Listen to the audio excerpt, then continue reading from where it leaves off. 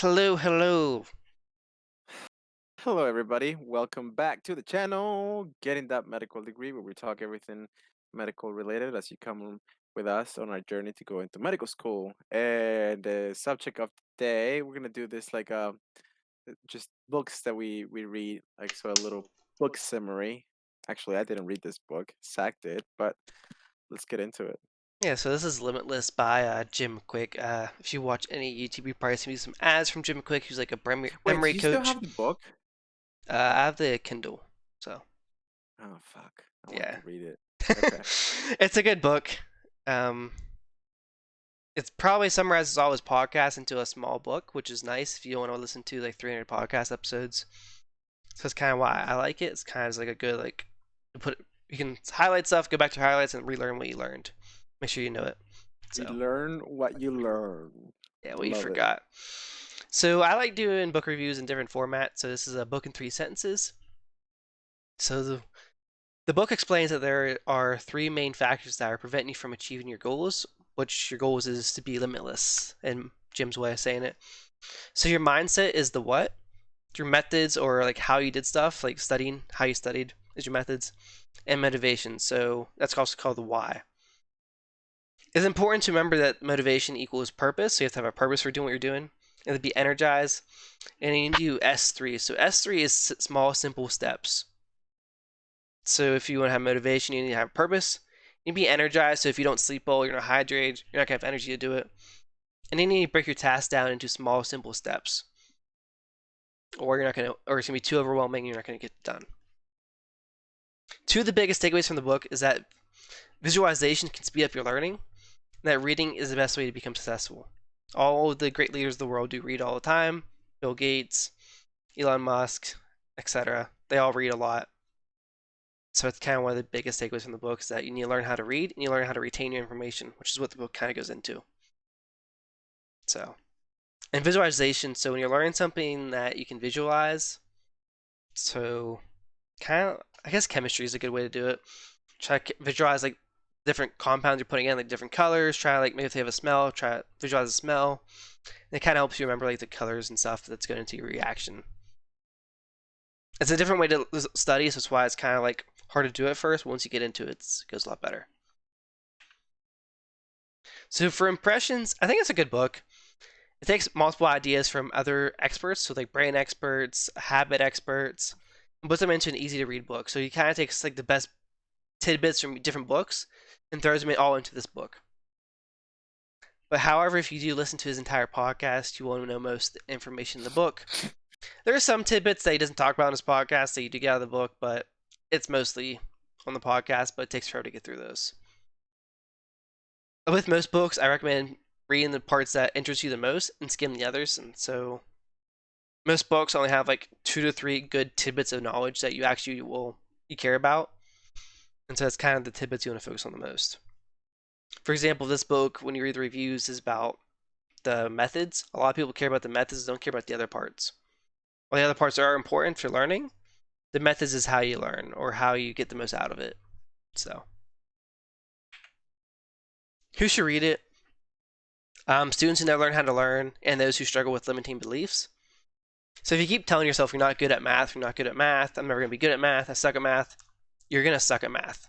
Because just because your brain knows your self-talk is what you're telling yourself.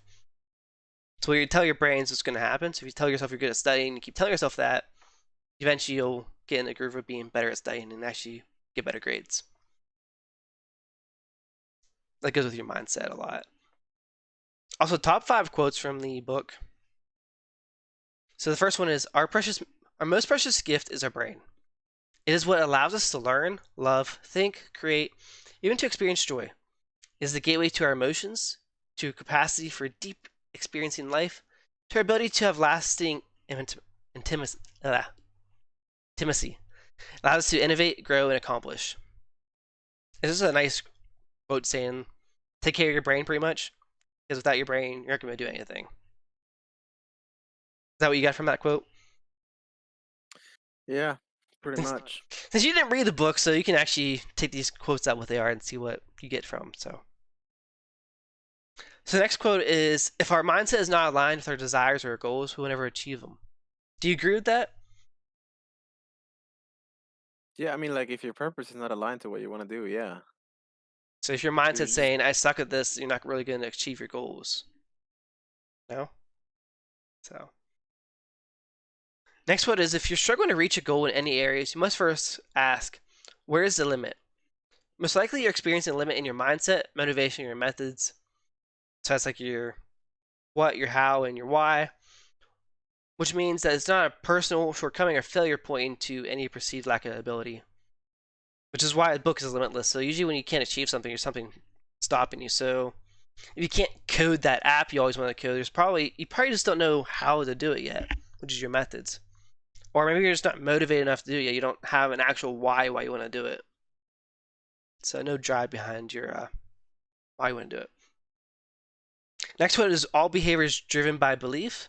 So before we address how to learn, we must first address the underlying beliefs we hold about what is possible. So what do you take from that quote? I'm still thinking about it. All behavior is driven by belief. I mean, yeah. So before we address how to learn, we must first address the underlying beliefs we hold about what is possible. But don't limit yourself. Yeah, but it's kind of I hard to mean, do sometimes if you grew up with. believe that you can actually do what you're gonna. There's this quote by Neil deGrasse Tyson, or maybe not a quote, but he was saying like, when I looked at the math book, I realized that they're speaking another language, and then like I'm like, I'm never gonna learn this. But then little by little, I start chopping the tree, and then like a couple pages in, I'm like, oh, I know this. Oh, I know this. And then you put it together, and then months later, you look at the book, and are like, yeah, most of that information in the book is in my brain. So you just have to believe that you can achieve more than you think you can achieve.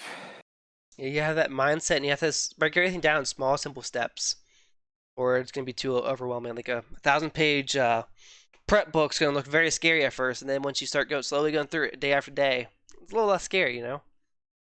So, and the last quote is, "New belief: there is no such thing as failure, only failure to learn." So if you fail at something, like fail an exam, maybe you just didn't learn something properly. Maybe you just thought you learned it and you actually learned it the wrong way. So, is that how you took that one too? Yeah, I like that one. But it's only failure to learn. I should just be like, there is no such thing as failure, only learning. Because like I mean, yeah, well, Failures. you learn from your failures. But yeah, learn failure to learn. Failure to learn the material. You didn't learn it properly. You didn't learn it at all, and you were just skimming and not paying attention 100%. And don't take your failures as personal. Just take it as a learning opportunity. It's kind of the best way to take it. Because if you get all soaked up in your failures, you're not going to want to do anything. Now you're going to be all depressed and be like, "Oh, I can't do this." And that affects your mindset. Now your mindset's saying, "I'm dumb. I can't pass." I really just need to change your mindset and be like, "Okay, what did I do wrong, and how can I fix it?" So, Yep, I hope like that. hope you guys enjoyed this short kind of summary of this book. It's a pretty good book, but if you listen to his podcast and his YouTube videos, you get the same information out of it. But How many pages is it? it's like 250 or 300. It's an easy read Okay, too. Like you pretty much fly it's a through it quick read. it, Yeah. cause it just flows really well. But, Okay. hey guys, thanks for checking out this video, and I hope you guys like this new book summary thing. We'll be putting some more of these out there soon. So hope you guys enjoyed it. Peace.